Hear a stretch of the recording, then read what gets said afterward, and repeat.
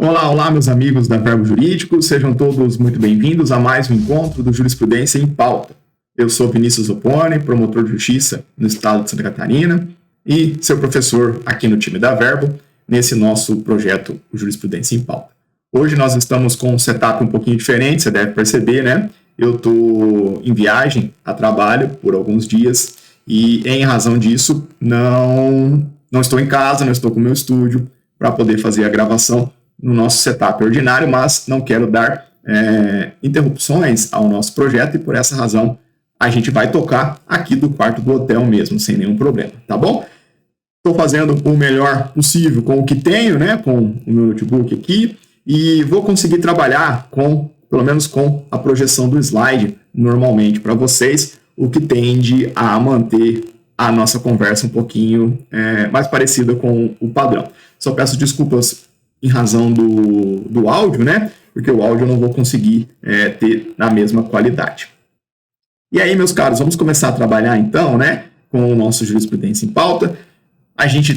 Vou deixar aí as minhas redes sociais à disposição de vocês. Vou ficar alternando aqui entre as janelas com um único monitor, sofrendo um pouco aqui, mas ficam aí as redes sociais à disposição de vocês. Qualquer dúvida, reclamação, indignação, você pode me chamar, seja pelo Instagram, né? Seja pelo nosso grupo no Telegram, tá bom? Estou usando o mouse de canetinha aqui hoje, as coisas vão ser um pouco mais precárias. Bora lá então, meus caros. Episódio número 91, vamos examinar o informativo 1169 do Supremo Tribunal Federal. Informativo normal, né? Padrão, 5 julgamentos. A gente só não vai ver um deles que diz respeito a regime previdenciário de militares, uma questão bem lateral que não compensa a gente explorar para a prova. Os 4 outros julgados a gente vai examinar, tá bom? Então vamos lá, meus amigos. Alguns julgamentos bem interessantes aqui vai nos permitir falar sobre temas bem legais. Então, primeiro julgamento, ADI 5728. ADI 5728. Meus caros, essa é uma ADI que conecta a diversas outras questões maiores dentro do direito constitucional e que diz respeito a julgamentos anteriores do Supremo, uma interação do Supremo com o Congresso Nacional. Esse é um tema muito potente no seu estudo para direito constitucional. Vamos começar revisando algumas premissas e hoje a gente vai amplificar a nossa revisão de premissas porque esse é um tema realmente relevante. Meus caros, nós temos no direito brasileiro um conflito entre 2 bens constitucionalmente tutelados. Esse conflito se torna bem destacado quando a gente tem em consideração algumas práticas que são conhecidas como rinha de galo, farra do boi, vaquejada, rodeio, enfim, essas práticas que envolvem animais e que ganham vida no seio da comunidade brasileira, com as suas particularidades regionais, com o seu histórico dentro daquela comunidade. E em torno destes eventos, em torno dessas práticas, se estabelece um conflito entre 2 bens constitucionalmente tutelados, conflito esse que vai orientar toda a nossa discussão na explicação dessa ADI 5728 e todo o histórico, né? Todo o passado desse tema. Que é o conflito entre, de um lado, a proteção dos animais contra práticas cruéis, contra a crueldade, e, de outro lado, práticas esportivas ou culturais que envolvem os animais. Então, a gente tem aí o antagonismo, pelo menos em princípio, de 2 bens constitucionalmente tutelados. De um lado, a previsão constitucional, que a gente já vai mencionar, de proteção dos animais, da fauna, contra crueldade, práticas cruéis, e de outro lado, essas manifestações que ganham vida dentro das comunidades que envolvem animais, tá bom? Eu estou aqui exemplificando com algumas delas, mas não estou colocando todas indiscriminadamente no mesmo pacote. Existe muita diferença entre uma rinha do galo, por exemplo, e um rodeio, mas eu estou apenas catalogando essas práticas a título exemplificativo para enunciar esse conflito. Beleza? E aí, meus amigos, vejam só que interessante, né? Muito daquilo que a gente estuda no direito constitucional, a gente vai ver aqui nessa temática. Veja que o conflito de bens constitucionalmente tutelados é algo relativamente comum. A vida é muito rica, as relações humanas são muito variadas e é muito recorrente que dois aspectos da vida que recebem o alcance da proteção constitucional se encontram em uma situação de colisão, de conflito. E muitas vezes a própria Constituição Federal, antevendo esse conflito, já dá um caminho para a sua solução. Então, vamos pegar lá, por exemplo, a necessidade de proteger a inviolabilidade do domicílio, mas, de outro lado, impedir que a inviolabilidade do domicílio seja um abrigo para a prática de crimes. A Constituição Federal, antevendo esse conflito entre o interesse individual em ter o domicílio protegido e, de outro lado, o interesse público de que o domicílio não seja um espaço para a prática de crimes, ela foi lá e, quando consagrou a proteção à inviolabilidade domiciliar, já abriu exceções que compatibilizam os interesses em jogo. Agora vejam que, então, por vezes o nosso Constituinte alcançou um possível embate entre bens constitucionalmente tutelados e já nos deu um caminho para a construção de uma solução nos casos concretos. Aqui, meus caros, nesse particular conflito, o texto constitucional originário, aquele redigido pelo nosso Poder Constituinte originário, não nos deu nenhuma referência propriamente dita, né? Nós temos a Constituição protegendo o patrimônio cultural brasileiro, artigo 216, e nós temos, já vou fazer a leitura com vocês, um dispositivo lá do artigo 225, que protege o meio ambiente, resguardando a fauna de práticas que submetem os animais à crueldade. Nesse contexto originário da Constituição Federal, diante dessa redação originária da Constituição Federal, chegou ao Supremo Tribunal Federal, por meio dessa ADI aqui, lá em 2016, a discussão sobre a vaquejada, uma lei estadual que regulamentava a vaquejada no âmbito de um determinado estado da federação. O Supremo Tribunal Federal, lá em 2016, examinando essa lei estadual, olhou para a prática da vaquejada e os contornos constitucionais a ela conferida, em vista da disposição constitucional, do texto constitucional vigente à época, e entendeu o seguinte: olha, considerando a previsão do artigo 225, parágrafo 1º da Constituição Federal, especificamente seu inciso 7º, que protege a fauna e veda práticas que submetam animais à crueldade, considerando esse parâmetro constitucional, a lei estadual que regulamentava a vaquejada foi tida como inconstitucional. Decisão polêmica, mas o Supremo Tribunal Federal dando ênfase à proteção ao bem jurídico meio ambiente, especificamente a proteção da fauna, mais especificamente a proteção dos animais contra práticas cruéis, em vista da densidade daquela lei estadual e o conflito com esse parâmetro aqui da Constituição Federal. O Supremo foi lá e reconheceu a vaquejada, ou a lei que regulamentava a vaquejada naquele estado, como inconstitucional por esse motivo. O que aconteceu na sequência, pessoal? Quase que de maneira imediata, houve uma reação do Congresso Nacional.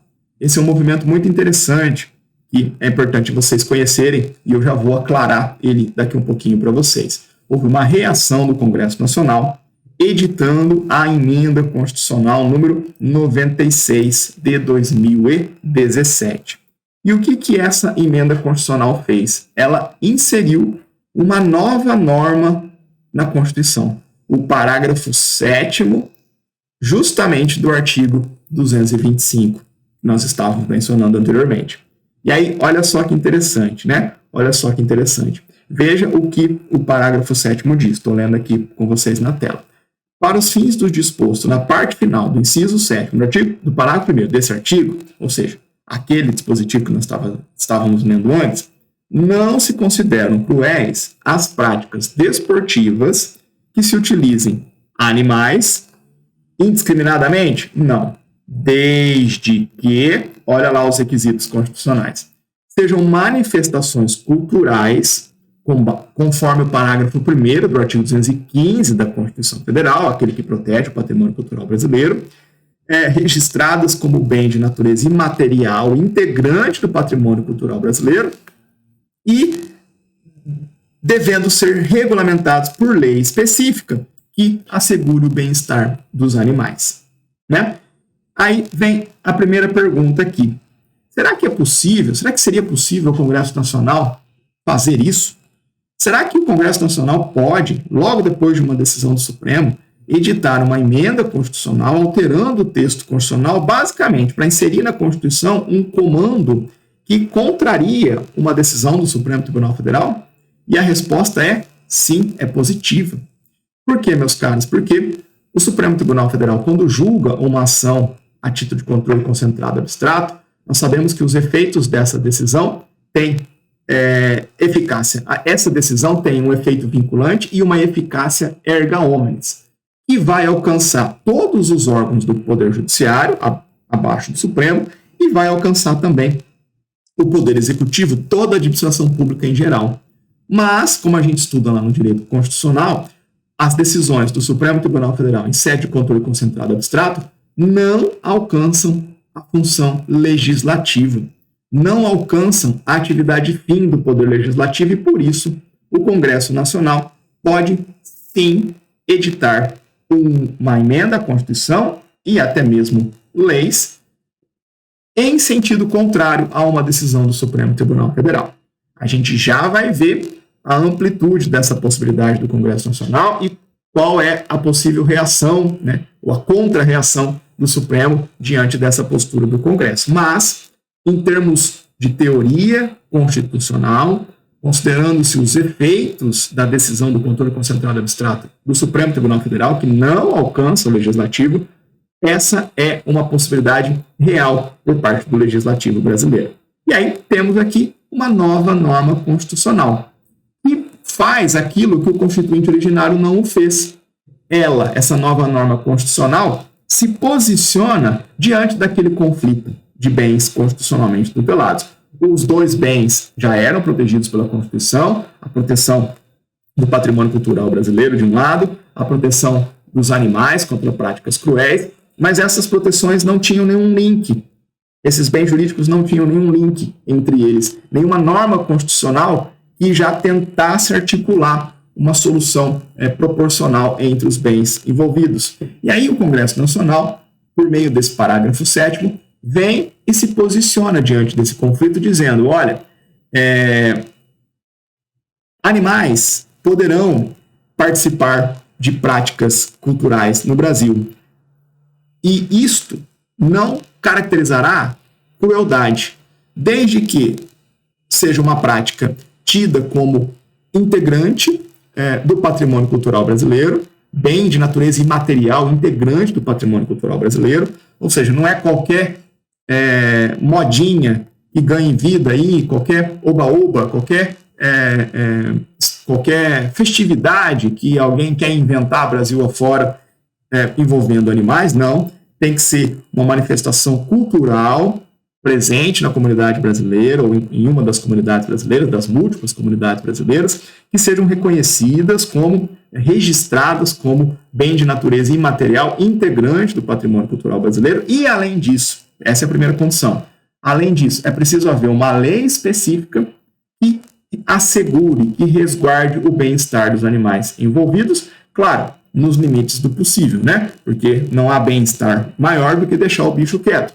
Mas, nas práticas humanas, se interage constantemente com os animais.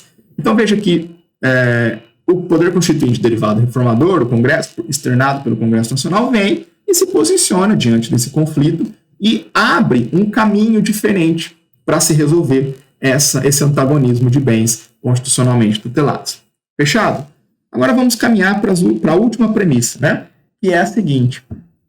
Se a gente tem a possibilidade do Congresso Nacional reagir a uma decisão do Supremo, editando uma lei ou uma emenda à Constituição contrária a uma decisão anterior, como é que a gente resolve esse embate?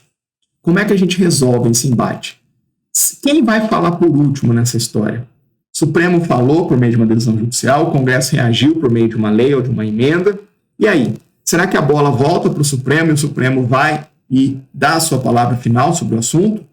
Ou tudo termina no Congresso Nacional? Como é que se resolve isso? Meus caros, esse é um problema gigantesco dentro do direito constitucional mundo afora, que é uma discussão de ordem política, de teoria geral do Estado, referente a quem é que detém a última palavra sobre a interpretação constitucional.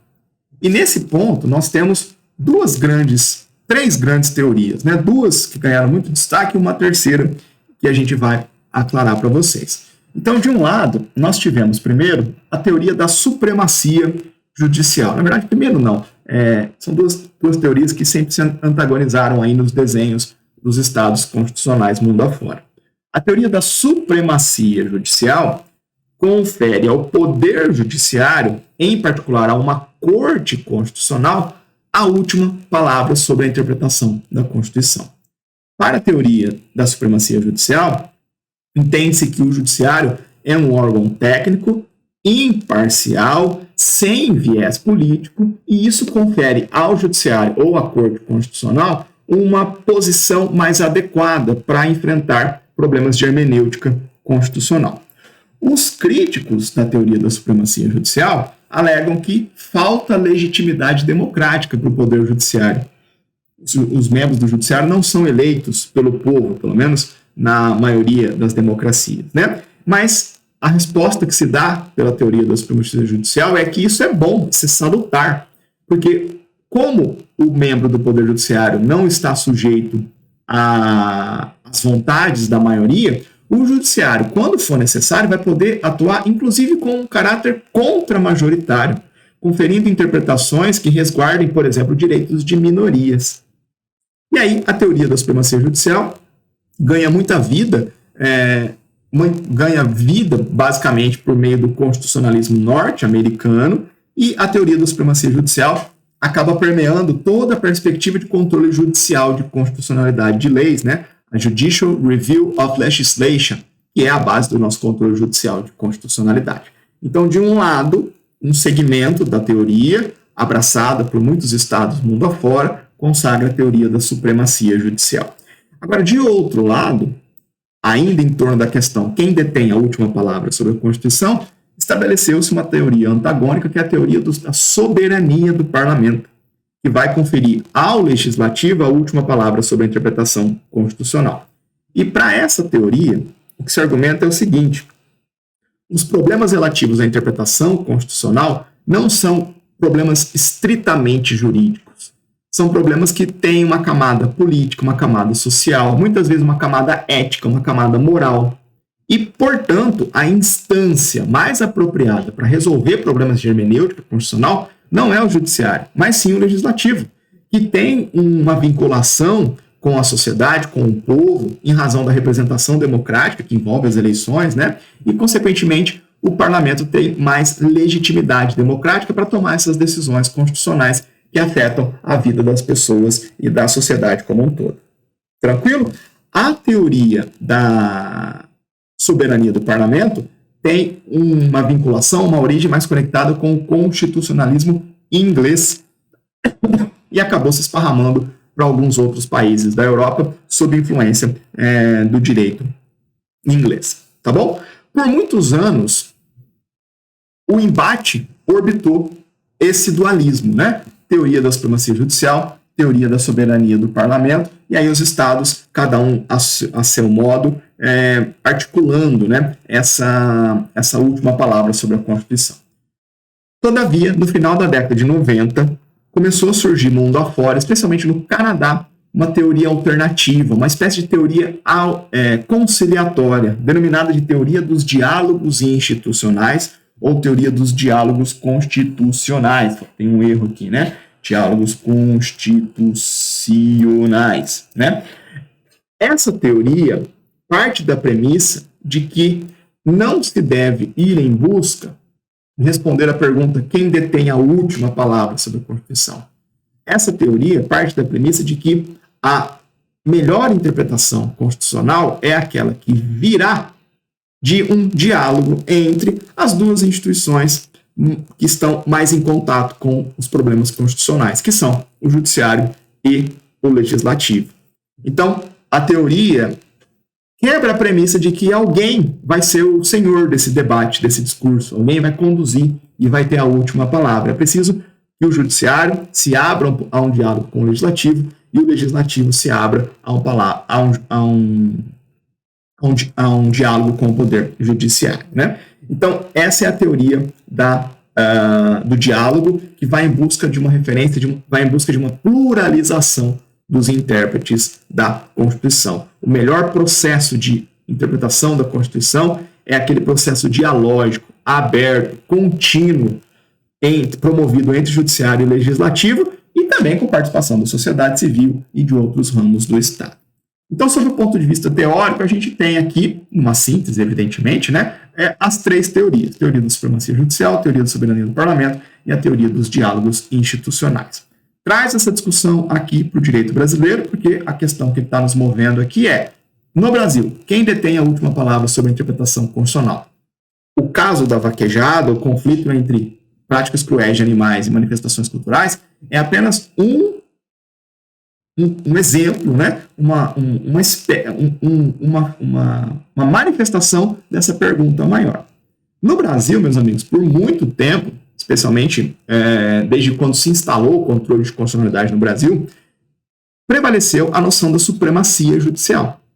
Então, o Supremo Tribunal Federal, em particular, como guardião da Constituição Federal, fazendo isso por meio das ações do controle concentrado abstrato de constitucionalidade. Porém, o nosso sistema constitucional de 88 reconhece que o legislativo não está sujeito ao efeito vinculante e eficácia erga omnes das decisões do Supremo. E aí, a doutrina brasileira, olhando para essa construção do direito estrangeiro, da teoria dos diálogos institucionais, começou a sustentar que, no Brasil, o melhor enquadramento seria uma relação entre os poderes calcada na teoria dos diálogos institucionais ou constitucionais. E essa construção foi, aos pouquinhos, ganhando vida no âmbito do Supremo Tribunal Federal. Nós não temos tempo de falar sobre isso, né, meus caros, mas veja que o legislativo no Brasil, nos últimos anos, cresceu em importância e em manifestação de poder. Por muito tempo, logo após a Constituição de 88, o Executivo teve um inchaço, né, com o Judiciário com um espaço determinado e o Legislativo muito sujeito às demandas do Executivo, mas ao longo dos anos, especialmente nos últimos 20 anos, 25 anos, o Legislativo foi crescendo em espaço de poder em diversos segmentos do Estado brasileiro. E uma das demonstrações desse poder do Legislativo foi que o Legislativo começou, sim, a reagir a decisões do Supremo Tribunal Federal.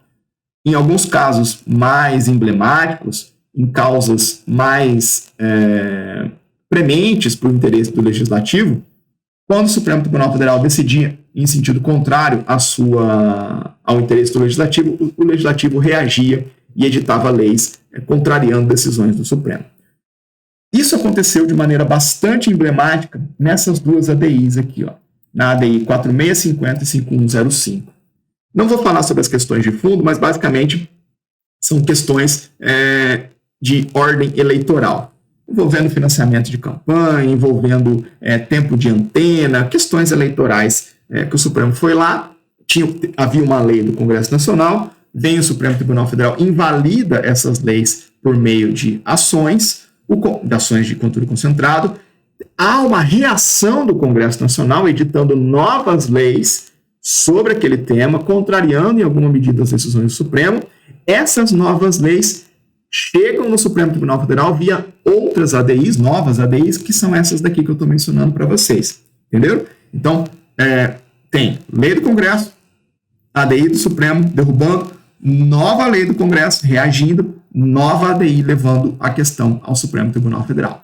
E aí, nessa leva de novas ADIs, cujos objetos são as leis de reação do Congresso Nacional, nessas duas ADIs o Supremo tem a oportunidade de consagrar a teoria dos diálogos institucionais. O Supremo não pegou a nova lei, na nova ADI, e disse, essa nova lei aqui, está contrariando aquilo que eu decidi anteriormente. Essas novas leis são prontamente, visivelmente inconstitucionais. Não.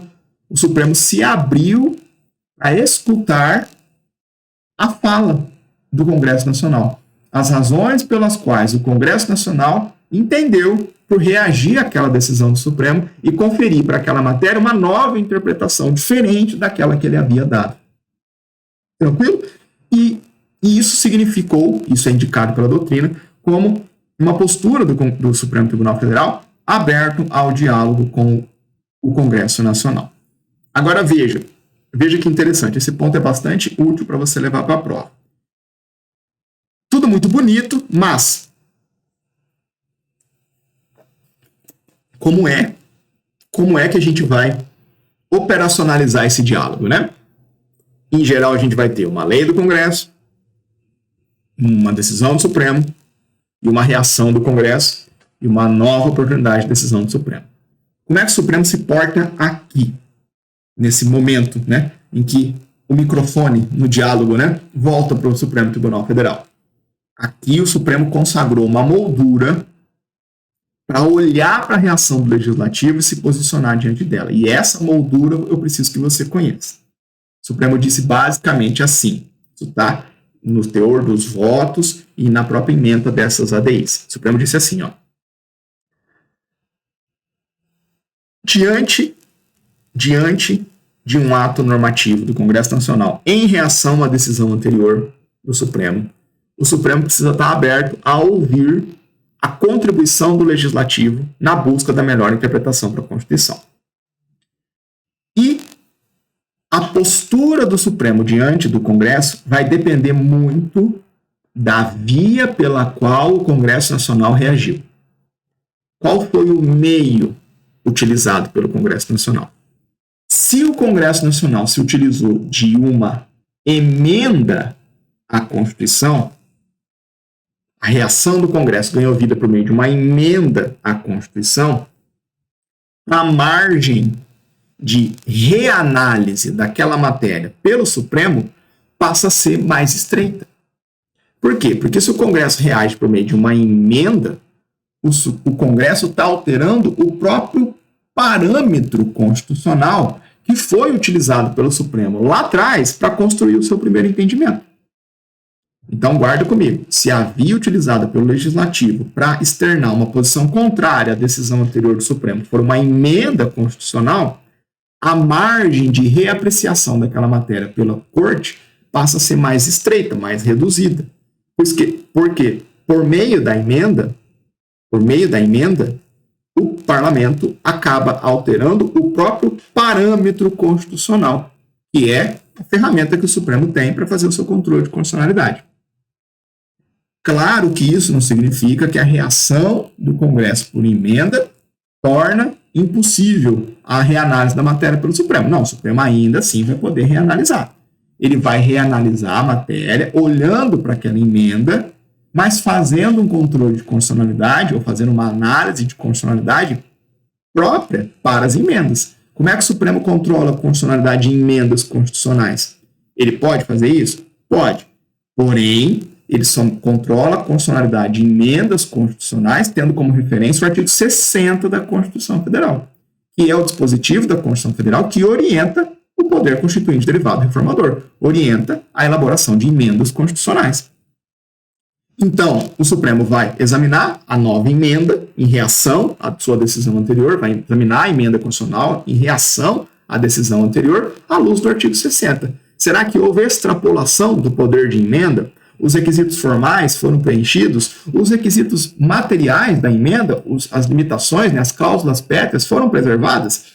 Se sim, pessoal, se a emenda nova está de acordo com o artigo 60 da Constituição Federal, o Supremo tem que reconhecer a nova emenda como constitucional e acolher essa interpretação dada à matéria pelo Congresso Nacional. Agora, segundo caminho, se o Congresso Nacional reagir por meio de uma lei, aí a margem de análise da matéria pelo Supremo Tribunal Federal acaba sendo mais ampla. Então, nesses casos de reação legislativa por meio de lei, o Supremo diz, essa nova lei surge com uma presunção relativa de inconstitucionalidade. A chave vira. A regra é, leis aprovadas pelo Congresso têm uma presunção de constitucionalidade. Aqui, leis editadas pelo Congresso em reação a decisões anteriores do Supremo nascem com uma presunção relativa de inconstitucionalidade.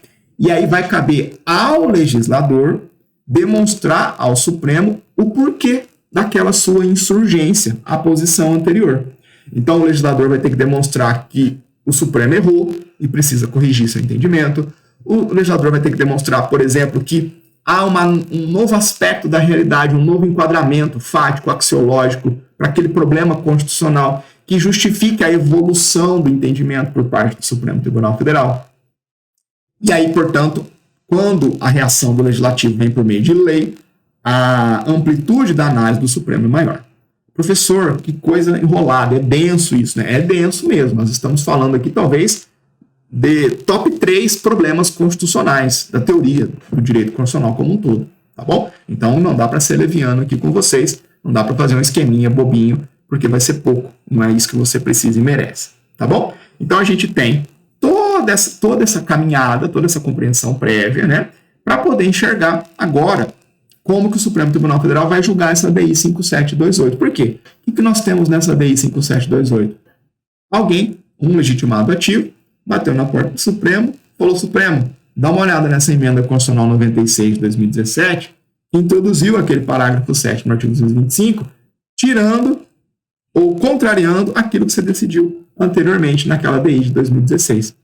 Então, nessa ADI 5728, a gente tem o microfone voltando para o Supremo Tribunal Federal, né? No primeiro momento tinha uma lei estadual versando sobre a vaquejada. No segundo momento vem o Supremo Tribunal Federal, reconhece a sua inconstitucionalidade. No terceiro momento vem o Poder Constituinte derivado informador, Congresso Nacional reage via emenda, insere o parágrafo 7º. No último momento chega a ADI 5728, que tem por objeto justamente a emenda constitucional 96 de 2017. E aí, qual foi a posição da Corte, pessoal?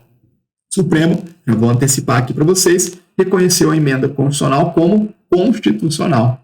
O Supremo não encontrou base para reconhecer inconstitucionalidade da emenda 96. Então, vamos ver essa lógica do Supremo em ação. Tudo aquilo que eu expliquei genericamente, a gente vai ver agora em concreto. O Supremo começa recobrando, olha só como a Corte o informativo é muito bom nesse ponto, né? Porque ele foi bem sintético do movimento que a Corte fez. O Supremo começa recobrando o fundamento constitucional que lá atrás orientou a sua primeira posição essa que deu prevalência à proteção dos animais. Lembra lá? A previsão do 225 para a primeira, inciso 7º, parte final. O Supremo diz o seguinte, ó, o direito ao meio ambiente ecologicamente equilibrado é uma prerrogativa jurídica de titularidade coletiva alçado ao status de direito fundamental. Entre as medidas previstas para garantir um ambiente equilibrado, parágrafo 1º do artigo 225, o texto constitucional impõe ao poder público a obrigação de proteger fauna e flora, ao vedar, na forma da lei, práticas que coloquem em risco sua função ecológica, provoquem extinção de espécies ou submetam os animais à crueldade. Então, o Supremo está dizendo, lá atrás, eu olhei para a Constituição e identifiquei este comando constitucional. Beleza. Agora, ele vem e recobra o outro lado da balança, né? O outro bem juridicamente tutelado, a proteção de ordem de direitos culturais. Então, veja lá. Por outro lado, também é garantido a todos o pleno exercício dos direitos culturais, ao determinar que é dever estatal apoiar e incentivar a valorização das manifestações culturais, além de proteger as expressões das culturas populares, indígenas, afro-brasileiras e de outros grupos que participam do processo civilizatório nacional. Beleza, Supremo.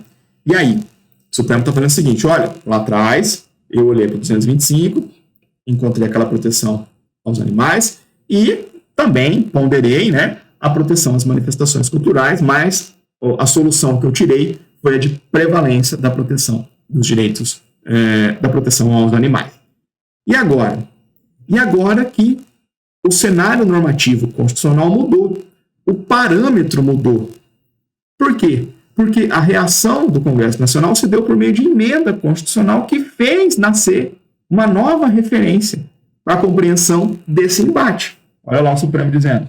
Na espécie, a emenda 96 foi uma resposta legislativa à decisão dessa corte na DI 4983, lá do Ceará, em que se declarou a inconstitucionalidade da vaquejada naquele estado sob o fundamento da presunção de esta, ou seja, a vaquejada, ser uma atividade cruel. Beleza. Bom, aí vem a solução da teoria dos diálogos consagrada pelo Supremo. Se a resposta do Congresso, a reação do Congresso, foi por meio de emenda, a margem de apreciação do Supremo é menor. O Supremo pode apreciar a emenda? Pode, mas ao fazê-lo, está contido pelos parâmetros do artigo 60 da Constituição, aquele que orienta o poder constituinte derivado reformador. Principalmente, cláusulas pétreas, artigo 60, parágrafo 4º. Aí o Supremo vai examinar aquele parágrafo 7º em vista da margem de análise que ele tem, artigo 60. Vai lá o Supremo. Essa nova regra constitucional, parágrafo 7º, instituiu um comando de tutela do bem-estar animal, o que contribui para a participação de animais em práticas desportivas, o que contribui para que a participação de animais em práticas desportivas se harmonize ao direito ao meio ambiente equilibrado. Olha lá, o Supremo destacando que a nova norma já dá uma baliza para a harmonização dos bens jurídicos em jogo. Dessa forma, a norma não representa violação à cláusula pétrea. Olha lá, a base no artigo 60 da análise, relativa aos direitos e garantias fundamentais, pois se preservou a obrigação ético-jurídica de proteção ambiental atribuída por expressa disposição constitucional ao poder público, ao mesmo tempo em que buscou compatibilizar, olha a solução, as tradições culturais com o dever de proteger os animais contra qualquer ato que os submeta à crueldade. E aí a Corte consagra, olha para esse novo parâmetro, o parágrafo 7º, e diz, esse novo dispositivo dá um enquadramento, uma solução para esse bem jurídico em jogo, para o conflito entre os bens jurídicos em jogo. Vai ser possível a participação de animais nesses eventos, desde que sejam eventos tidos como manifestação cultural, da patrimônio cultural brasileiro, e desde que haja uma lei que pormenorize esses eventos, garantindo o bem-estar dos animais. Pessoal, em termos operacionais, a gente está longe, né? Em termos operacionais, no evento lá em si, né? A gente ainda vai ter grandes desafios para a preservação do bem-estar dos animais. Sim, a gente talvez vai ter que reformular alguns dos expedientes, das práticas, das tradições desses eventos, tirando algumas interações mais extremas com animais para preservar o bem-estar. Sim, vão haver problemas de ordem operacional, portanto, claro que vai haver, né? É o tema debatido aqui em abstrato, né? No juridiquês, na compreensão constitucional, para o mundo, para o dia a dia do rodeio lá, né? Da vaquejada, tem uma longa distância. Mas, de todo modo, o Supremo Tribunal Federal entendeu pela constitucionalidade da emenda constitucional 96 e por isso julgou improcedente a ADI. Tá bom? Tá, beleza, professor. E agora? Como é que fica essas práticas, né? Bom, agora, daqui para frente, o Supremo tem a ordem constitucional nos oferece uma nova referência, né? Para julgar essas matérias. Supremo, agora a gente tem o seguinte, vai poder haver essas práticas envolvendo animais? Sim, desde que se preencham dois requisitos. Desde que seja uma prática que integra o patrimônio cultural brasileiro, assim, expressamente reconhecida, e dois, desde que haja uma lei que assegure o bem-estar dos animais envolvidos. Então veja que não é qualquer coisa, qualquer prática envolvendo animal, que vai estar chancelada pela previsão do parágrafo 7º, desse novo parágrafo 7º do artigo 225. Quer ver um exemplo? Rinha de galo. Lembra que eu disse que eu coloquei um monte de exemplos lá no começo, mas não estava tudo no mesmo pacote, estava apenas ilustrando? Rinha de galo, o Supremo já disse que não pode. Viola a Constituição. Por quê? Porque para o Supremo não preenche o primeiro requisito. Não integra, rinha de galo não é uma prática que integra o patrimônio cultural brasileiro. É diferente do rodeio, é diferente da vaquejada, por exemplo. Tranquilo? Mas veja que a moldura, a régua para examinar mudou. Mudou porque agora a gente tem o parágrafo 7º do artigo 225. Tá bom? tomou um grande tempo da nossa aula, mas esse é um baita de um tema que eu não poderia deixar de trabalhar com vocês nesse nível de profundidade. Fechado? Essa é a nossa primeira ADI, 5728, para vocês, com várias revisões importantes. Se você gostou do que nós falamos até aqui, talvez você nunca tenha estudado essa matéria nesse nível de profundidade, deixa o joinha aí no nosso vídeo, se inscreve no canal da Verbo aqui com a gente, né? Ativa o sininho para receber as notificações e, claro, se tiver interesse, segue a Verbo nas redes sociais e, se tiver interesse, segue também o professor Vinícius Opponi, que está aqui para ajudar vocês. Fechado? Vamos caminhar então, pessoal, agora para o nosso próximo julgado, ADI 455. No episódio passado, meus amigos, nós vimos um julgado sobre cargos em comissão no âmbito do judiciário. E aqui a gente vai ver um outro julgado sobre esse mesmo tema, e esse julgado é um pouco mais enrolado, né? Esses julgamentos de cargos, de aspectos de estrutura administrativa, de quadros de apoio, quadro de pessoal, costumam ser um pouco enrolados porque ficam muito vinculados, né, à legislação local, ali, objeto da ADI. Mas eu sempre tento fazer algumas abstrações para valer a pena o estudo. Então, não abandona. Se você reparar, nós temos tido vários julgamentos do Supremo Tribunal Federal sobre cargos em comissão, especialmente por iniciativa do ministro Nunes Marques, que tem julgado em pacote os temas, né? Então, isso é bacana, eu vejo como bacana, como salutar. Um ministro tem lá no seu acervo alguns julgamentos temáticos, ele vai, firma o seu entendimento sobre aquela matéria e aplica em vários julgamentos e libera esses julgamentos para o plenário do Supremo, para isso ser, aos poucos, esvaziado, né? As questões serem enfrentadas. Então, isso é muito legal. E isso nos permite estudos temáticos mais concentrados, enfim, as bancas examinadoras vão estar atentas a esse movimento também. Então, a gente está aqui com um julgamento sobre cargos em comissão, previsão do artigo 37, inciso 5º da Constituição Federal. A gente falou bastante sobre esse tema no encontro anterior, mas, de todo modo, sempre vale a pena a gente recobrar o fio da meada, né, o básico dessa matéria. Nós sabemos que, como regra, a prestação de serviço, né, os recursos humanos, eu gosto de pensar assim, do Estado brasileiro, serão preenchidos por meio de cargos de provimento efetivo e os empregos públicos. E para você ocupar um cargo de provimento efetivo ou um emprego público, você tem que ser previamente aprovado em um concurso público. Então, a porta de entrada na administração pública, no serviço público, seja para um cargo de provimento efetivo, seja para um emprego público, é o concurso público. Todavia, a Constituição Federal abriu algumas portas laterais, por assim dizer, né? Alguns caminhos que não envolvem necessariamente a aprovação em concurso público. Nós temos várias perspectivas, as contratações temporárias, os mandatos eletivos, e temos a hipótese mais problemática, por assim dizer, que são os cargos em comissão, objeto do artigo 37, inciso 5º da Constituição Federal, que está aí na tela para vocês. Então, as funções de confiança exercidas exclusivamente pelos servidores ocupantes de cargo efetivo, mas o que nos importa está aqui. E os cargos em comissão a serem preenchidos por servidores de carreira, nos casos, condições percentuais mínimos previstos em lei, destinam-se apenas às atribuições de direção, chefia e assessoramento. Então, veja que a Constituição Federal admite a criação de cargos em comissão, confere a eles as atribuições específicas de direção, chefia e assessoramento, prevê que uma parcela dos cargos em comissão serão preenchidas por servidores de carreira, nos termos, né, olha lá, nos casos, condições e percentuais mínimos previstos em lei, e aí a referência básica dos cargos em comissão é que eles são de livre provimento e livre exoneração. A autoridade nomeante pode pensar alguém que preenche os requisitos em lei para ocupar aquele cargo, para desempenhar a função daquele cargo em comissão. Tranquilo?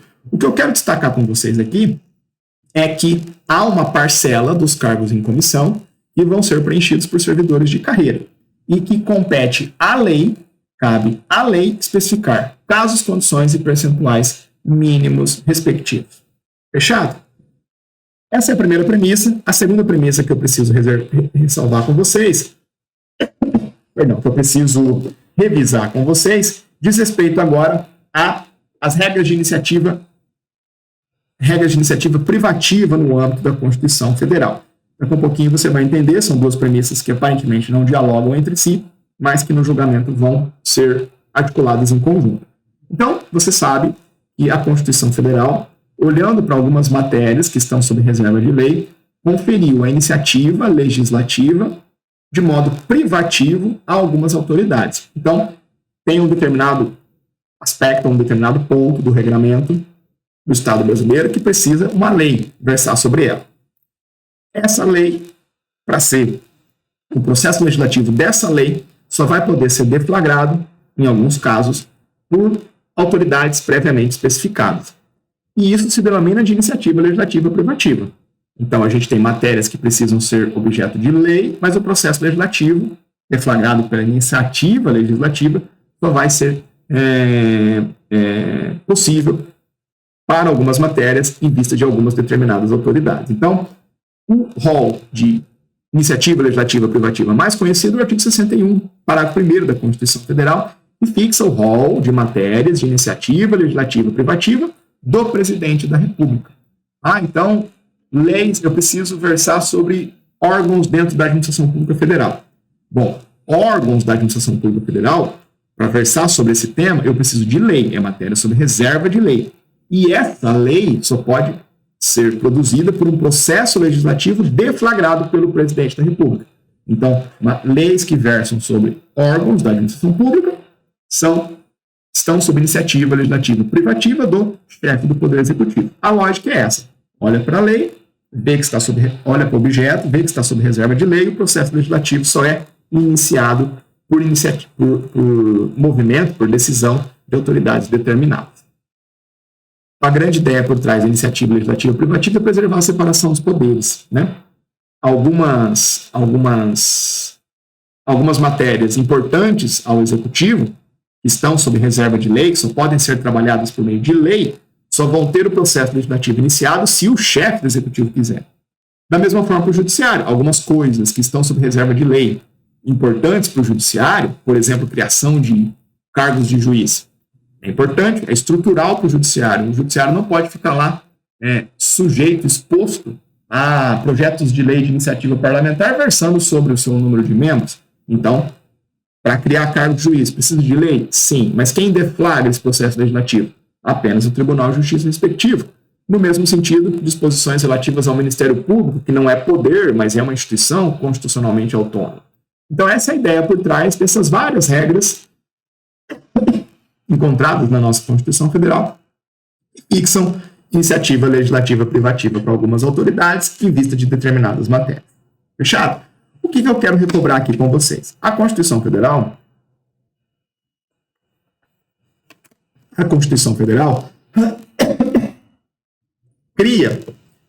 estipula regras de iniciativa legislativa privativa na dinâmica da União.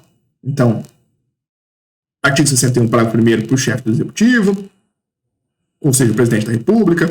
Em alguns pontos vai falar lá sobre iniciativa privativa do Supremo Tribunal Federal para questões do Judiciário, mas o Supremo Tribunal Federal interpreta essas regras da Constituição Federal de iniciativa privativa como normas de observância obrigatória. São normas da Constituição Federal que, pelo princípio da simetria, vão também reger a realidade dos estados, dos municípios. Então, em poucas palavras, no âmbito da União, aquelas matérias que são de iniciativa legislativa privativa do presidente da República também serão de iniciativa legislativa privativa do governador e do prefeito nos âmbitos dos estados e dos municípios, respectivamente. Tá bom? Então, essa é a revisão que eu queria fazer com vocês. Iniciativa legislativa privativa, regras da Constituição Federal, por simetria, são normas de observância obrigatória na realidade de estados e municípios, portanto, tudo aquilo que é privativo do presidente da República na Constituição Federal vai ser privativo do governador do Estado no âmbito do Estado. Então, ele que vai ter iniciativa legislativa privativa respectiva. Fechado? Lembrando também, por fim, o seguinte.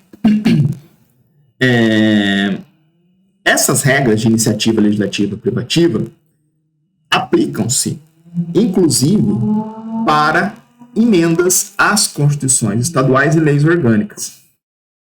Então, o Supremo tem o seguinte entendimento. Lá no Estado, no âmbito do Estado, se o governador quiser se quiser versar sobre a organização, sobre os órgãos da administração pública estadual, essa iniciativa legislativa é do governador. Então, o governador pode ir lá apresentar um projeto de lei para versar sobre os órgãos da administração pública estadual. Aí vem a pergunta, será que seria possível uma emenda constitucional, uma emenda à Constituição estadual, versando sobre essa matéria, sobre órgãos da administração pública estadual, e essa emenda apresentada, por exemplo, por parlamentares, por deputados estaduais? O Supremo vem e diz, não. O Supremo diz o seguinte, olha, aqui para a Constituição Federal, a gente não tem regras de iniciativa privativa para fins de emenda à Constituição Federal. Então, para fins de alteração da Constituição Federal, via emenda à Constituição Federal, nós não temos regras de iniciativa privativa. Se o Congresso Nacional quiser versar sobre um aspecto lá do artigo 61, parágrafo 1º da Constituição Federal, por meio de emenda, ele pode fazer. Não tem. Esse raciocínio não existe na Constituição Federal. A Constituição em nenhum momento impediu isso. Agora, no âmbito dos estados, as regras de iniciativa legislativa privativa que foram feitas para orientar a produção de leis vão alcançar também a produção de emendas constitucionais àquela Constituição daquele estado. Então, não é possível, em um estado membro, que um parlamentar apresente uma emenda à Constituição estadual versando sobre matéria que é de iniciativa privativa do governador do estado. O Supremo não admite esse atalho, esse desvio, esse desvirtuamento das regras de iniciativa legislativa por meio de emendas. Então, esse é um ponto diferente, né, quando a gente estuda no Constitucional de maneira um pouco mais aprofundada. Emendas à Constituição Federal de emendas à Constituição Estadual. Aqui na Constituição Federal não tem essas regras de iniciativa legislativa e privativa, não travam as emendas constitucionais no âmbito federal, na Constituição Federal. Aqui no âmbito dos estados, sim, travam. Tranquilo? O que eu estou falando aqui não é uma obviedade, tá? É um ponto que demanda um pouco de atenção. E por fim, para a gente encerrar essa bendita premissa, tudo que eu estou falando aqui para a Constituição Estadual vale para a lei orgânica do DF. O DF é aquele cara diferentão, que eu já falei sobre ele em aula várias vezes, né? A lei orgânica do DF é lida pelo Supremo Tribunal Federal, é tida pelo Supremo Tribunal Federal com o status de uma Constituição Estadual. Então, ela está mais próxima das Constituições estaduais do que as leis orgânicas municipais. Tá? Então, para essa matéria aqui, a lei orgânica do DF é, por esses motivos, uma referência equivalente à das Constituições estaduais. Beleza. Olha só que interessante. 2 julgados trabalhosos aqui que a gente está vendo, né? Mais algumas premissas que eu quero recordar com vocês. Tudo vai fazer sentido, essa DI 4055 é enrolada. Mais uma premissa que eu quero revisar com vocês. Inconstitucionalidade por arrastamento. O que é inconstitucionalidade por arrastamento, pessoal? Também chamado de inconstitucionalidade por atração ou por reverberação. Arrastamento, atração ou reverberação. A inconstitucionalidade por arrastamento ocorre nos casos em que há uma declaração de inconstitucionalidade de uma lei ou de um ato normativo e, em razão disso, em razão da inconstitucionalidade de uma lei ou de um ato normativo ou de um artigo, de um dispositivo de uma lei ou ato normativo, em razão dessa inconstitucionalidade, como consequência dela, tem-se também a necessidade de se declarar a inconstitucionalidade de uma outra lei ou um outro ato normativo, ou um outro artigo de lei ou de outro ato normativo, em razão, em decorrência, guarda essa expressão, da dependência normativa ou dependência jurídica existente entre eles. Então, a inconstitucionalidade por arrastamento se configura quando a inconstitucionalidade de algo gera como consequência a inconstitucionalidade de outra coisa, por arrastamento. E o que faz essa inconstitucionalidade desaguar aqui é a relação de dependência normativa ou jurídica existente entre esses dois objetos. Essa é a ideia em abstrato, eu nunca vou deixar de explicar em abstrato para vocês. Se a gente corre para o exemplo, a gente fica preguiçoso. Então, a ideia abstrata é essa, vamos para o exemplo. Vamos imaginar lá que você está examinando a lei X no seu artigo 2º. E essa lei X, no seu artigo 2º, prevê a existência de um determinado benefício para os servidores públicos no âmbito da administração pública.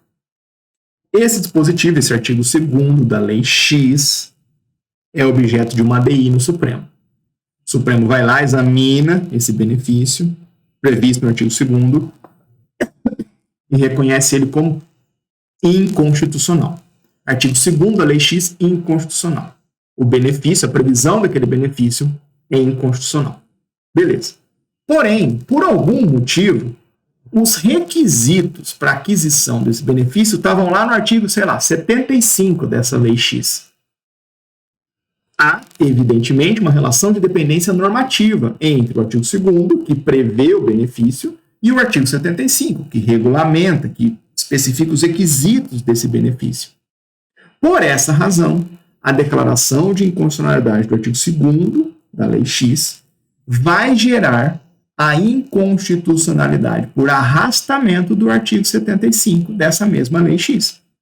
Por quê? Porque esse artigo 75 não sobrevive sem o artigo 2º. Há uma relação de dependência do 75 com o artigo 2º.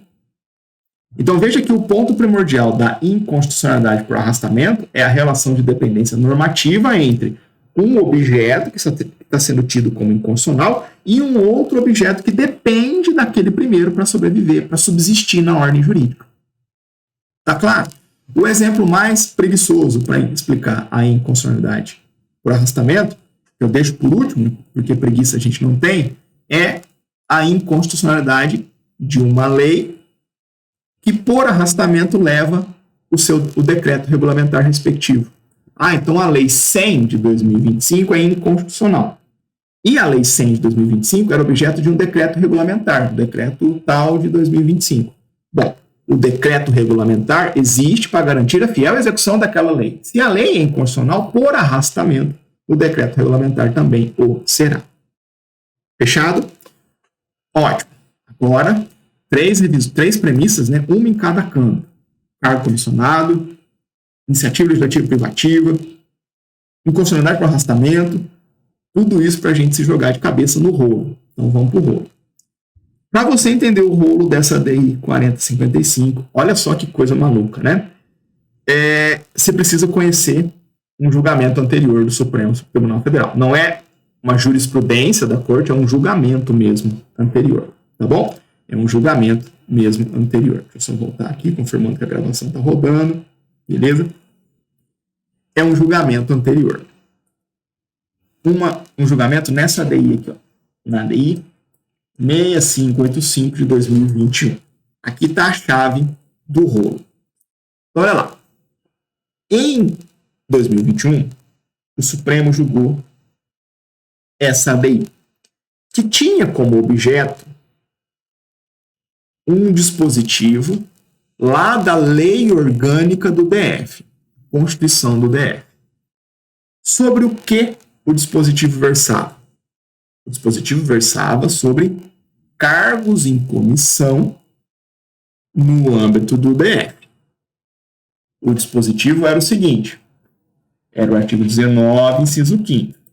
Então, lá na DI 6585, o Supremo examinou esse cara aqui, ó. As funções de confiança exclusivas exercidas exclusivamente por servidores ocupantes de cargo efetivo e pelo menos 50% dos cargos em comissão a serem preenchidos por servidores de carreira, nos casos e condições previstos em lei, destinam-se apenas às atribuições de direção, chefia e assessoramento.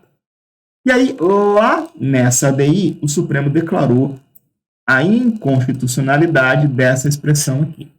Pelo menos 50% dos. O que aconteceu, pessoal? O que aconteceu? O Supremo, não vou explicar aqui a ADI 6585, né, a razão, mas o Supremo entendeu que esse dispositivo da lei orgânica, ao fixar esse percentual, era inconstitucional. Não importa aqui para a gente o motivo, não vou alongar tanto mais que eu já alonguei, né? Então o Supremo foi lá e reconheceu esse parágrafo, esse percentual como inconstitucional. Beleza, então deixa isso na mesa como premissa. olhando lá para a lei orgânica do DF, o artigo 19, inciso 5º, nesse ponto é inconstitucional. Esse percentual deixou de existir como referência na ordem constitucional, na ordem jurídica lá do Distrito Federal. Aí vem agora a ADI 4055. Qual que é o objeto dessa ADI 4055? Nessa ADI 4055 foram impugnados 2 diplomas, ambos versando sobre cargos comissionados na estrutura do poder legislativo do DF, ou seja, na Câmara Legislativa do DF. O primeiro dispositivo impugnado era o parágrafo 6º desse artigo 19,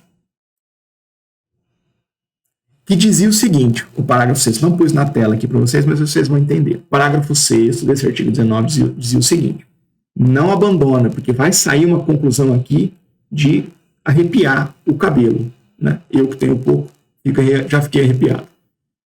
Olha lá, o parágrafo 6º do artigo 19 dizia o seguinte: olha, para os cargos em comissão do gabinete de parlamentares da Câmara Legislativa aqui do DF, não se aplica o percentual do inciso 5º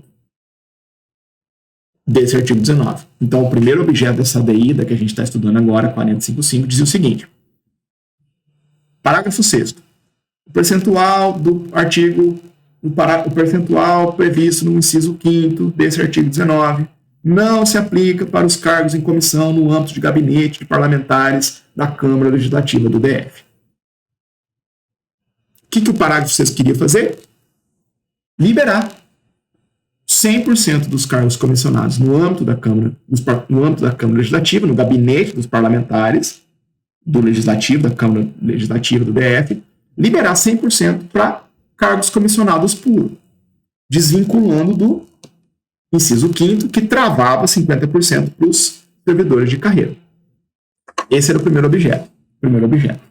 E o segundo objeto eram disposições de resolução da Câmara Legislativa do DF. Resoluções da Câmara Legislativa do DF que avançavam no regramento desses cargos em comissão lá interna corpus, dizendo basicamente o seguinte: aqui na Câmara, na estrutura administrativa da Câmara, 50% dos cargos em comissão vai ser para servidores de carreira. E nos gabinetes, 100% livre. 100% dos cargos em comissão, livre provimento, não precisa nenhum ir para servidor de carreira. Tudo isso chega na ADI 4055.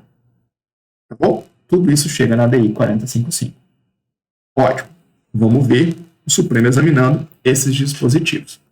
Agora, olha só o que aconteceu no meio. O Supremo começa julgando o parágrafo 6º do artigo 19 da Lei Orgânica do DF, dizendo aquele que excluía o percentual de 50% para os cargos em comissão no âmbito dos gabinetes dos parlamentares da Câmara Legislativa.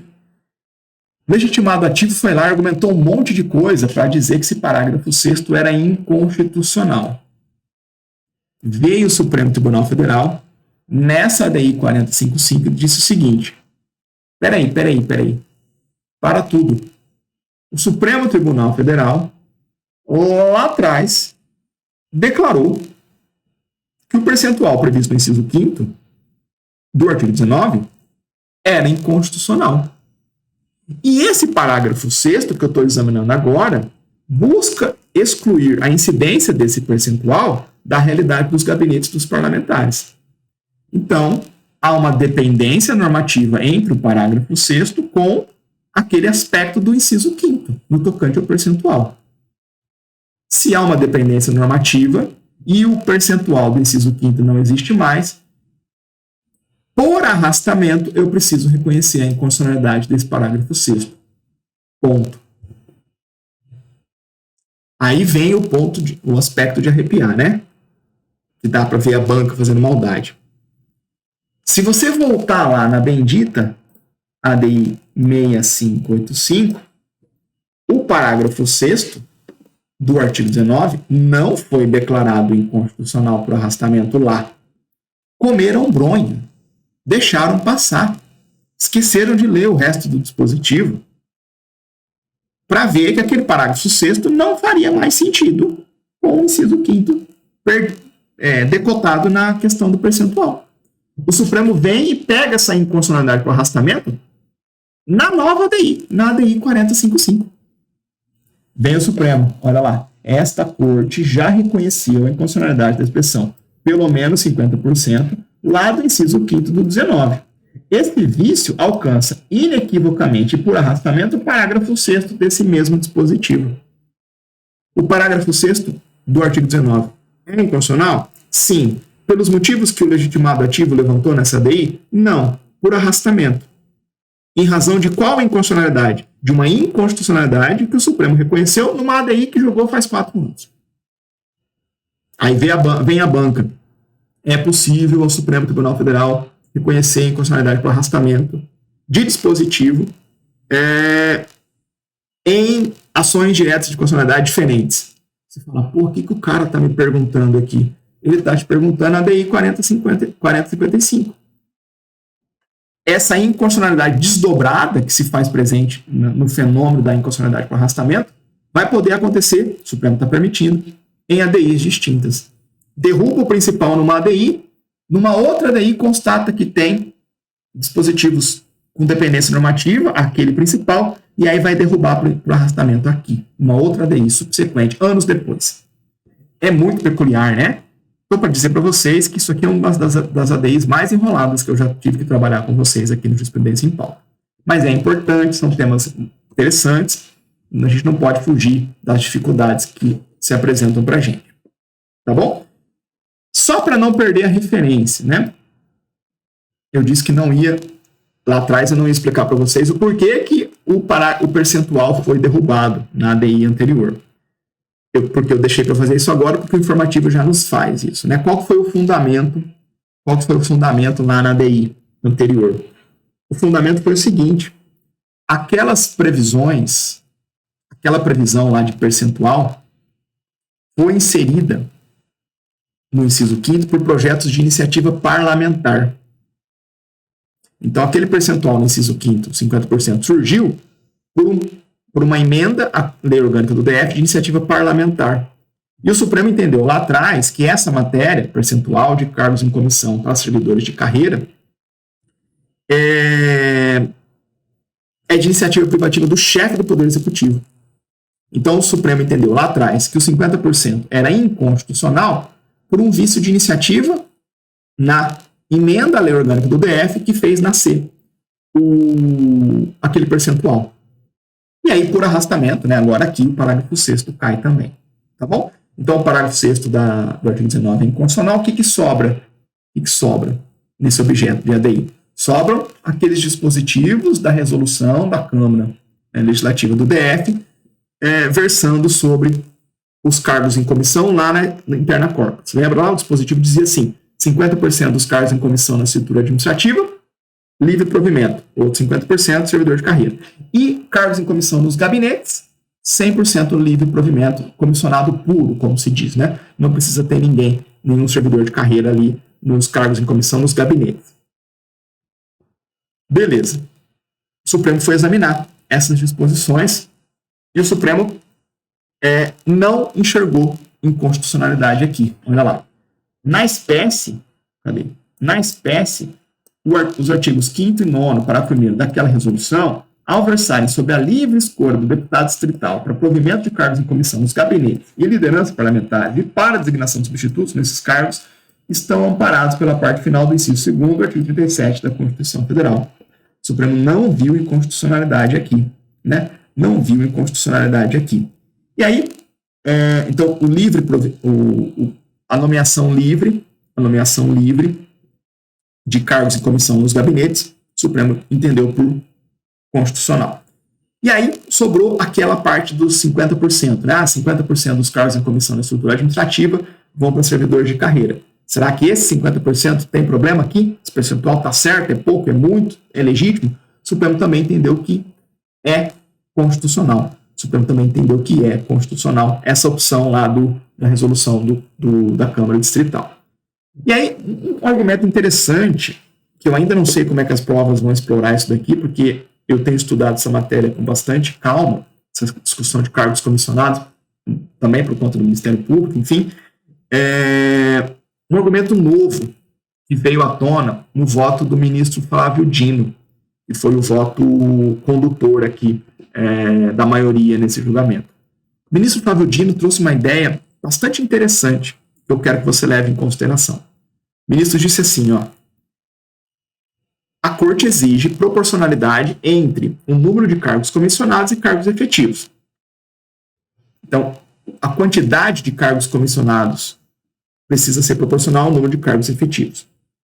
E essa apuração de proporcionalidade não pode ser feita olhando apenas para um fragmento do ente federativo. Não dá para olhar apenas para a Câmara Distrital, para o legislativo lá do ente federativo. Tem que olhar para o ente federativo como um todo.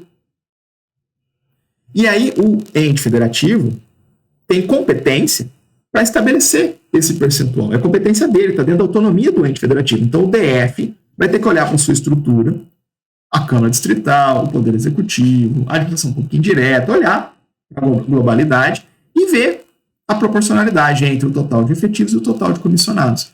Essa análise estanque apenas lá da Câmara Distrital não faz muito sentido. Esse é um argumento interessante e não tão recorrente no âmbito da Corte, que acabou se sagrando vencedor nessa DI 4050. Então, olha lá o que o Supremo diz.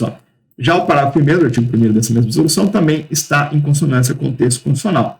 Conforme a jurisprudência dessa Corte, é necessário guardar proporcionalidade entre os comissionados e os efetivos no âmbito do ente federativo.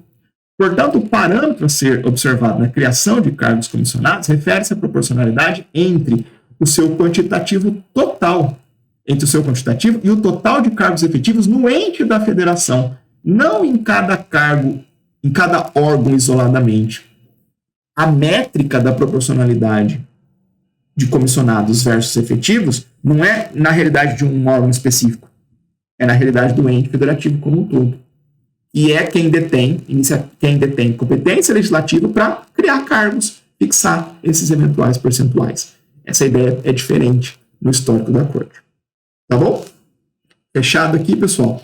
2 ADIs trabalhosas, né? A primeira não é tão trabalhosa em termos de meandros, né? De minúcias, mas é um caso importante. Essa segunda é trabalhosa por conta dos meandros, tá? O que eu quero que você saia daqui? Eu quero que você saia daqui com essas referências estabelecidas, né? Dos cargos em comissão, da necessidade de proporcionalidade entre efetivos e comissionados, com a previsão legal de um percentual de comissionados que vão para servidores de carreira. Todas essas discussões são bem importantes. Com a noção de inconstitucionalidade para arrastamento, essa inconstitucionalidade para arrastamento desdobrada em 2 ADIs diferentes. Esses pontos gerais, abstrativizados, podem dar uma boa questão de prova em constitucional, especialmente administrativo. Por fim, olha lá, ademais o texto constitucional remete ao legislador infraconstitucional a fixação desse percentual mínimo, de modo que a definição do valor insere-se dentro da esfera deliberativa própria e reservada.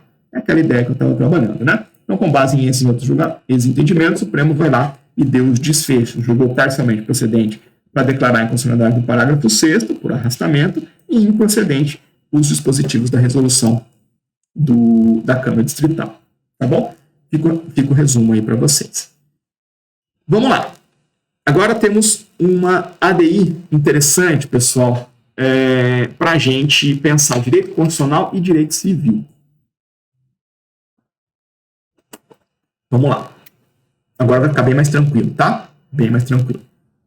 Temos um julgado importante aqui para direito constitucional e para direito civil. Meus amigos, para a gente entender o objeto dessa ADI, eu preciso recobrar com vocês, minimamente, alguns aspectos dessa lei importante lá para o civil, a Lei 8520 de 1992, que é a lei que regulamenta a investigação de paternidade dos filhos havidos fora do casamento e dá outras providências, né?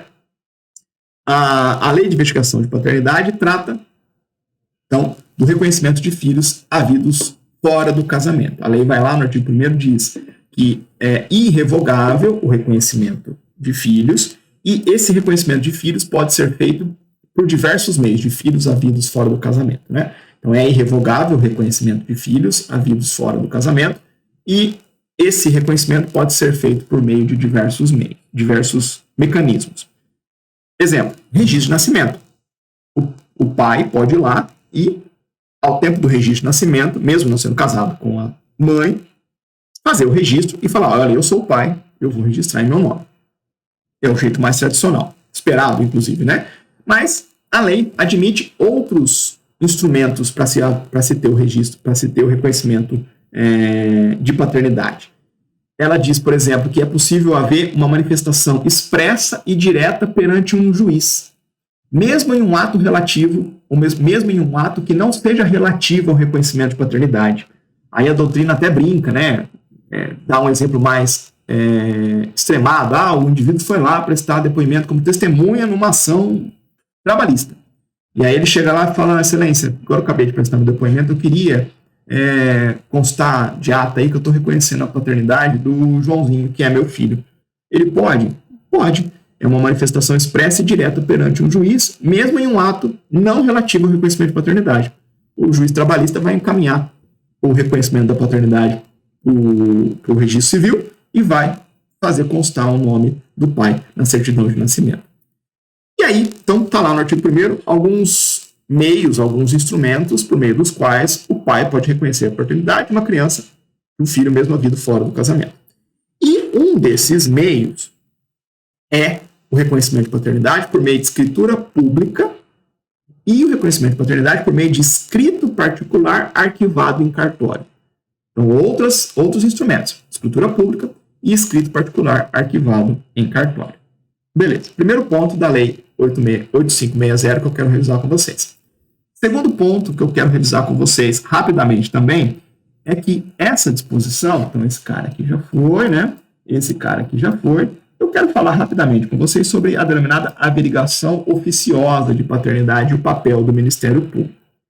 A lei, no seu artigo 2º, prevê basicamente o seguinte: quando se dá o registro de nascimento de um menor apenas com a maternidade estabelecida, o oficial do registro encaminha para o juiz essa certidão integral do registro com o nome, prenome, qualificação do suposto pai, a fim de que seja averiguada oficiosamente a paternidade. Então, a mãe vai lá registrar a criança, ela não está acompanhada do pai, o cartorário tem que perguntar, tá, e quem é o possível pai?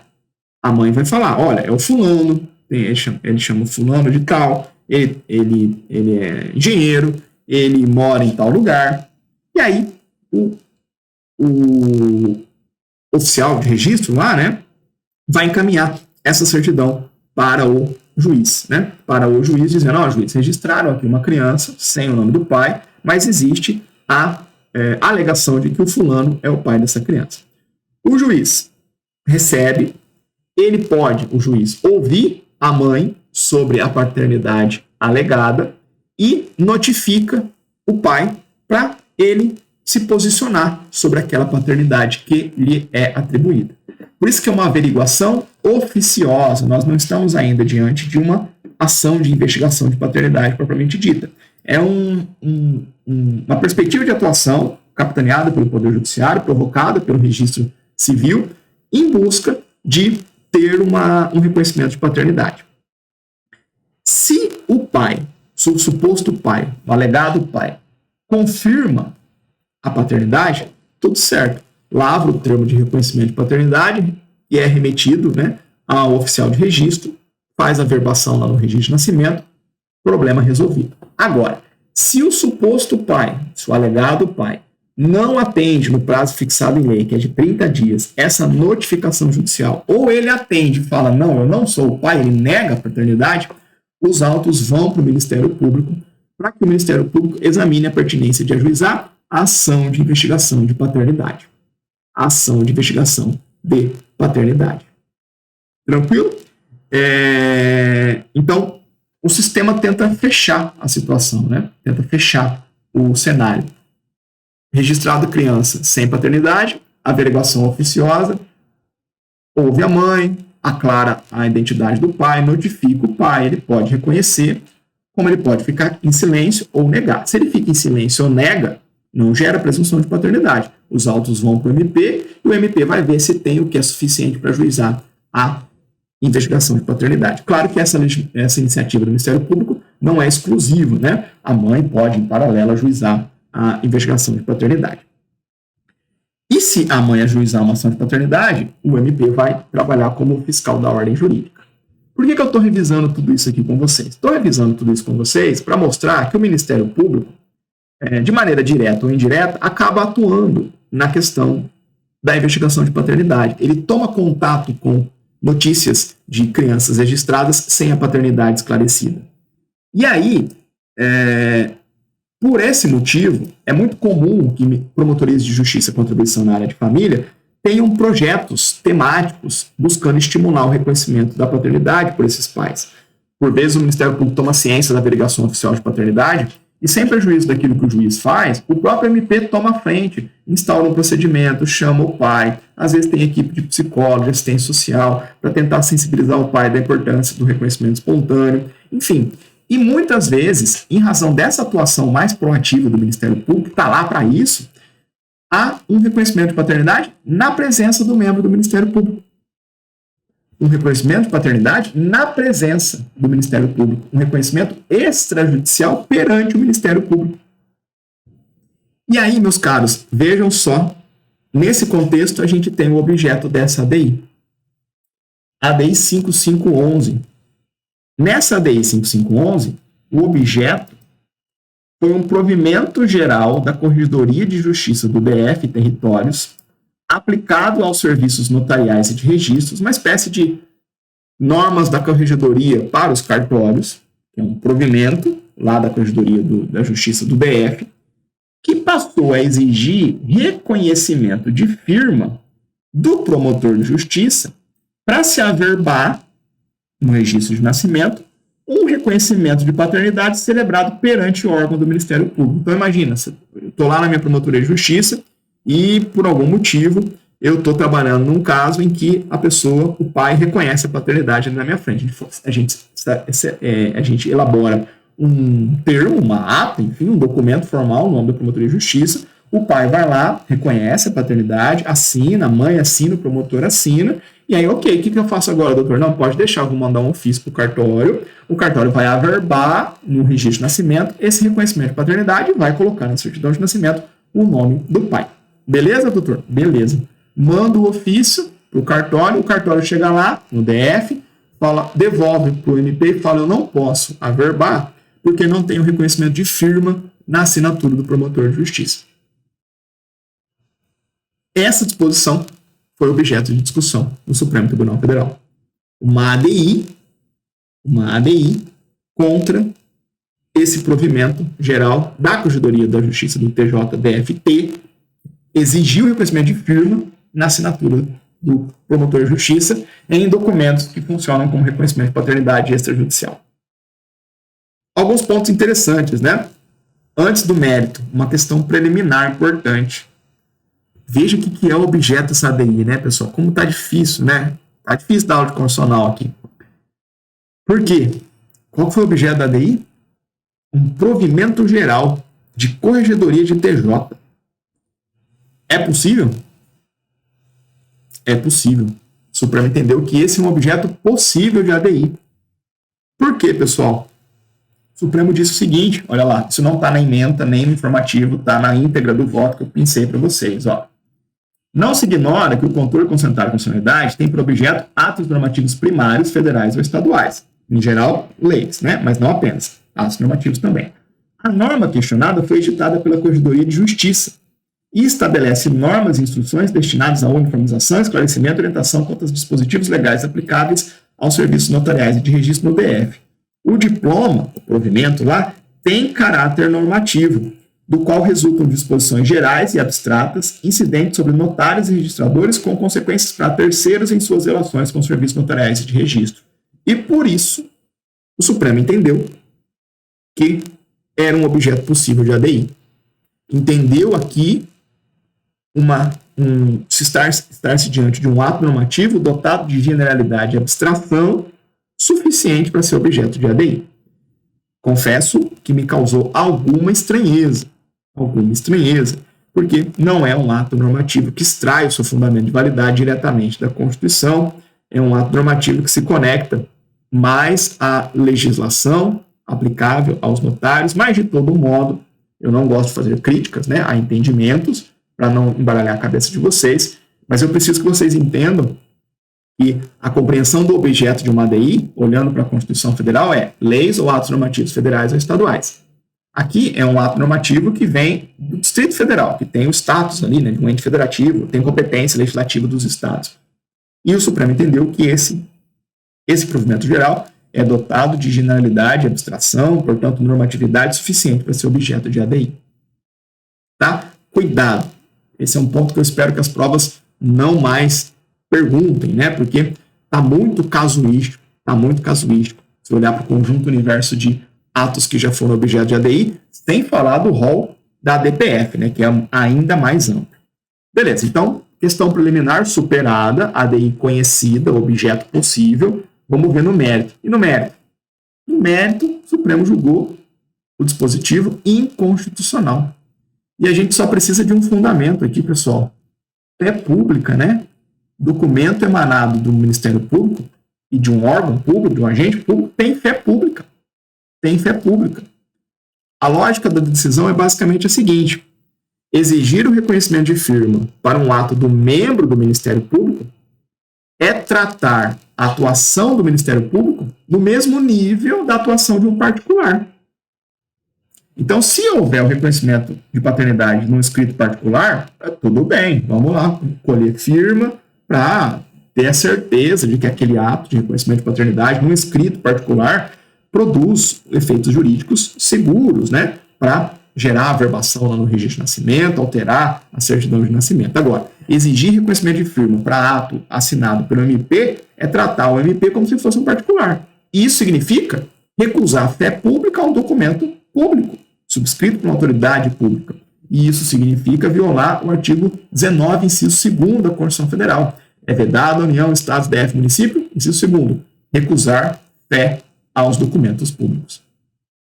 Além disso, além de negar a fé pública da atuação do MP, é uma exigência burocrática que restringe a atuação extrajudicial do Ministério Público, que está tomando a frente numa questão de interesse público e resolvendo, em paralelo à judicialização. Você está burocratizando um trabalho do MP a serviço do interesse público. E aí vem o Supremo. A exigência de reconhecimento de firma em documentos que já possuem presunção de veracidade representa uma duplicidade de garantia sem oferecer ganho efetivo de segurança jurídica e, portanto, configura contrariedade aos princípios da eficiência, da razoabilidade, da proporcionalidade, em especial porque cria obstáculo burocrático e sem justificativa razoável. Na espécie, o sistema registral já dispõe de mecanismos adequados para a verificação de autenticidade em caso de suspeita, circunstância que reforça a desnecessidade de formalidade imposta pela norma impugnada. Então, com base nesses entendimentos, o plenário, por unanimidade, julgou procedente a ação para declarar a inconstitucionalidade. Claro que hoje em dia, pessoal, é muito difícil, né? Eu sou promotor de justiça, é muito difícil. Eu, às vezes, até não lembro como é que eu assino, porque a gente só assina digitalmente, né? Quando eu pego um documento que eu tenho que bater um carimbo e assinar, gera até uma estranheza, porque a gente não assina mais. E aí as assinaturas eletrônicas tornaram inócua essas exigências de reconhecimento de firma. Mas, de todo modo, imagina você estar lá num mutirão para reconhecimento de espontâneo de paternidade, a promotoria está trabalhando para conseguir esse movimento, vai ter que parar tudo, ficar fazendo reconhecimento de firma. Tem o simbolismo de assinar todo mundo junto, né? O pai assina, a mãe assina, o promotor assina, o documento está lá em cima da mesa. Então, enfim, por todas essas razões e mais essas que eu estou aqui, ponte própria, agregando aquele provimento da Corregedoria do TJ, do DFT, se mostrou inconstitucional. Tá bom? Fica o resumo aí para vocês. Vamos avançar. O último julgado, esse informativo, deu trabalho, viu, turma? Trabalhoso. Professor, tô te vendo 2 vezes aí. Deixa eu ver como é que ficou, né? Eu sou como monitor, né? Tô te vendo 2 vezes, é isso mesmo? É isso mesmo. Não basta uma vez, a cara feia tem que ter 2 vezes. Vamos lá. Vai estourar um pouquinho meu tempo hoje, não tem problema. Meu compromisso primeiro é com vocês, não é com a carga horária. Vamos ver um julgado de direito eleitoral. Difícil, que me deu um baita de um trabalho para explicar para vocês anteriormente. Você vai entender. A gente vai ver a decisão do Supremo Tribunal Federal e embargos de declaração opostos em duas ADIs, a ADI 7228 e a ADI 7263. Essas duas ADIs já foram julgadas em seu mérito. E este carequinha gordinho aí na tela, explicou para vocês, né, essas duas ADIs no episódio de número 48 do Jurisprudência em Pauta, quando fizemos a análise do informativo 1126. Nessas ADIs, pessoal, ou essas ADIs, versam sobre um tema relativamente complexo no direito eleitoral, que é o tema distribuição de sobras eleitorais. Não tem absolutamente nenhuma condição de eu recobrar com vocês o estudo que a gente fez lá. Se você já estudou esse episódio, você vai se lembrar da função que foi explicar esse tema para vocês. A gente estudou esse tema de maneira bastante detida. Eu falei para vocês, olha pessoal, eu estou na Jurisprudência em Pauta, mas eu vou dar uma aula de eleitoral para vocês. É a aula de eleitoral que eu dou aqui para a turma da Verba. Então eu insisto veementemente que você, se já assistiu, volte para o seu caderno e revise essa matéria. Mas se você não assistiu, confie em mim, volta lá e entende essa matéria, estuda, vê a aula e absorvam, né? Deixei até o momento em que a explicação começa para você não ter problema nenhum. E entendam esse tema, vai ser um diferencial na sua compreensão sobre o direito eleitoral. Tá bom? Porém, para vocês não ficarem perdidos aqui, eu vou dar a síntese mais sintética possível que foi discutido lá atrás. Então, vejam, a discussão diz respeito à distribuição de sobras no sistema eleitoral proporcional. Então, os sistemas eleitorais são o majoritário e o proporcional. No sistema proporcional, nós temos o regulamento relativo à eleição de membros do Poder Legislativo como um todo, com exceção dos senadores. Então, vereadores, deputados estaduais, deputados federais. E lá no sistema proporcional, a gente tem um procedimento de distribuição das vagas, das cadeiras, primeiro para os partidos políticos e depois para os candidatos. Então, o ganhar uma vaga na Câmara dos Deputados, na Câmara de Vereadores, na Assembleia Legislativa, para a gente poder dar o resultado, os vitoriosos, aqueles que vão ocupar, os candidatos que vão ocupar as cadeiras, a gente precisa passar por um complexo procedimento de distribuição dessas vagas, porque o sistema é proporcional. A distribuição das cadeiras é proporcional ao número de votos recebidos pelos partidos. E aí os partidos asseguram algumas cadeiras e depois a gente distribui essas cadeiras dentro dos partidos para os candidatos mais votados. Mas nesse processo de distribuição, os números vão ficando picotados, os números não são redondos. Quando a gente faz a divisão do número de votos pelo número de cadeiras e depois o número de cadeiras pelos mais votados, vai sobrando rebarbas, picotes, frações. E essas frações vão dando origem a sobras que precisam ser distribuídas, porque não dá um número redondo. Chega lá no fim, você vai arredondando, vai sobrar cadeira, e você precisa distribuir as cadeiras sobressalentes. E aí, a lei eleitoral fixava uma baliza para que os partidos participassem dessa última etapa, que é chamada de distribuição das sobras. A regra era assim, o partido tem que ter feito na eleição, no mínimo, votação equivalente a 50% do quociente eleitoral para participar dessa etapa de distribuição das sobras. Professor, não estou entendendo nada do que você está falando. Tudo bem, assiste o episódio 48, que eu vou te explicar isso aqui com detalhes extremos.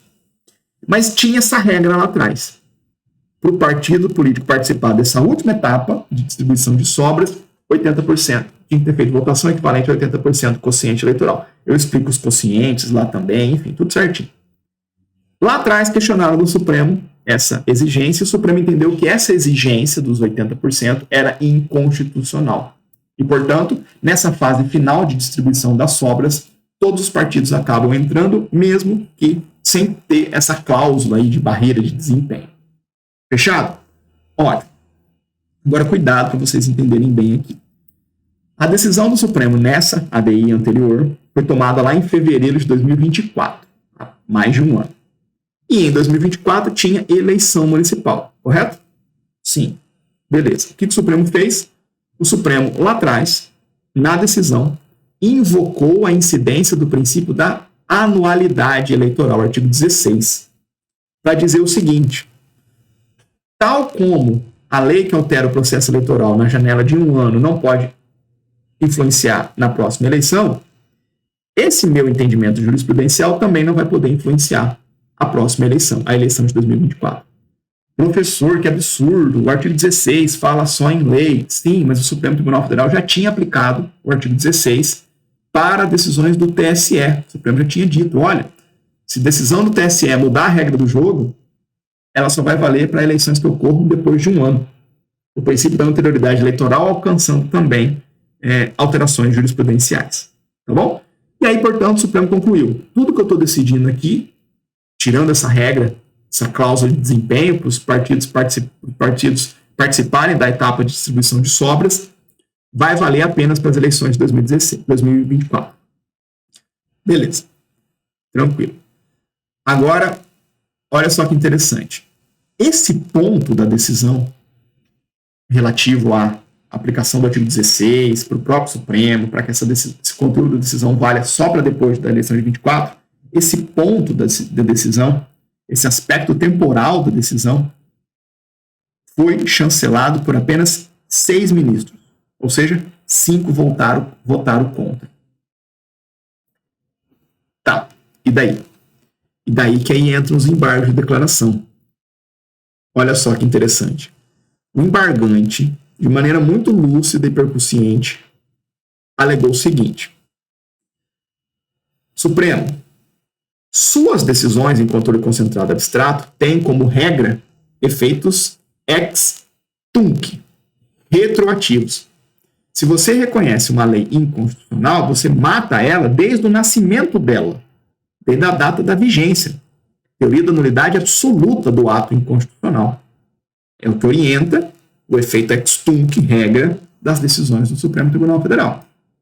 Então, o dispositivo da lei que exigia 80% para os partidos participarem da terceira etapa de distribuição de sobras, que você entendeu por inconstitucional, essa inconstitucionalidade, ela remonta ao nascimento dessa exigência.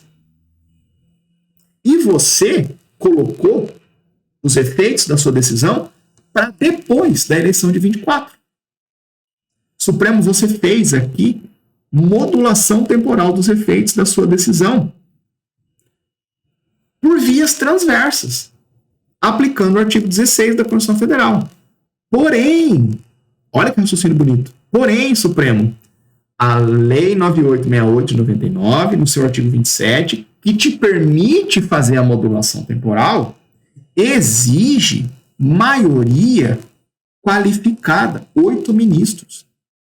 E vocês, por 6 ministros, esquecendo do artigo 27 da modulação temporal, aplicando o artigo 16 da Constituição Federal, projetou essa sua decisão, que como regra tem que ser retroativa, para o futuro. Embargo de declaração. Para atacar a incidência desse entendimento apenas para depois das eleições de 24. Modulação às avessas, modulação temporal às avessas, em descompasso com o artigo 27 da Lei 9868, que é o que exige maioria qualificada de 8 ministros para ter um efeito ex nunc ou prospectivo, né, para a decisão do Supremo. E aí que a tese colou. O Supremo entendeu que ele errou. Ele errou. O Supremo errou. Olha lá. Na espécie, no julgamento conjunto acerca da distribuição das sobras eleitorais no sistema eleitoral proporcional, lá em 24, não foi alcançado o quórum qualificado de 2/3 necessário para a modulação dos efeitos da decisão. Além disso, a aplicação do princípio da anualidade, no caso, acarretaria uma contradição fática, uma vez que a norma declarada inconstitucional no referido julgamento teria de prevalecer nas eleições de 2024, o que não ocorreu. Tá, beleza, errei. Mas eu estou julgando esse cara aqui em 2025. A eleição já foi. E aí? E aí que não vai ter efeito prático nenhum, né? Não vai ter efeito prático nenhum.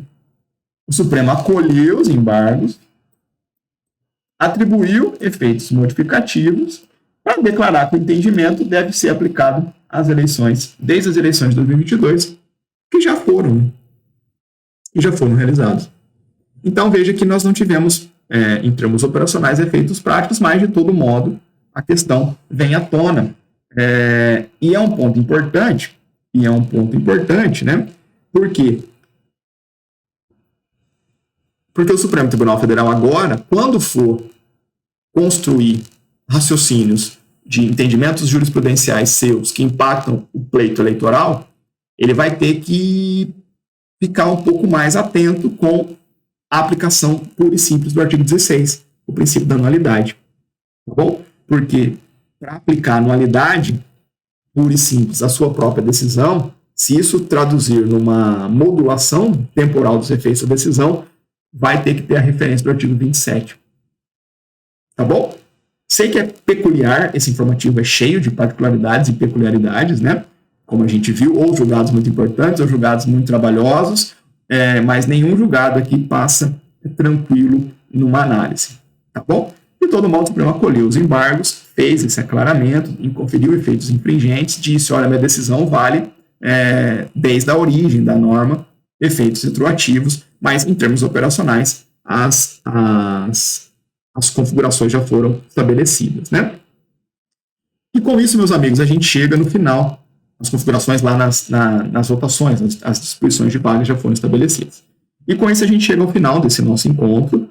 Foi um prazer estar com vocês, meus caros. Peço desculpas mais uma vez pelo arranjo, né? Mas não poderia deixar de fazer a gravação do nosso encontro. Tenho passado por algumas modificações na minha estrutura profissional no Ministério Público e mudanças e mais viagens em razão do trabalho. E aqui estou aproveitando o final de semana trancado em um hotel para fazer aquilo que eu amo, né? Que é dar aula para vocês, tá bom? Muito obrigado. Deixa eu voltar para a tela cheia aqui. Isso, podemos encerrar esse nosso encontro. Foi um prazer. Até uma próxima oportunidade. Até semana que vem, se Deus quiser. Um abração.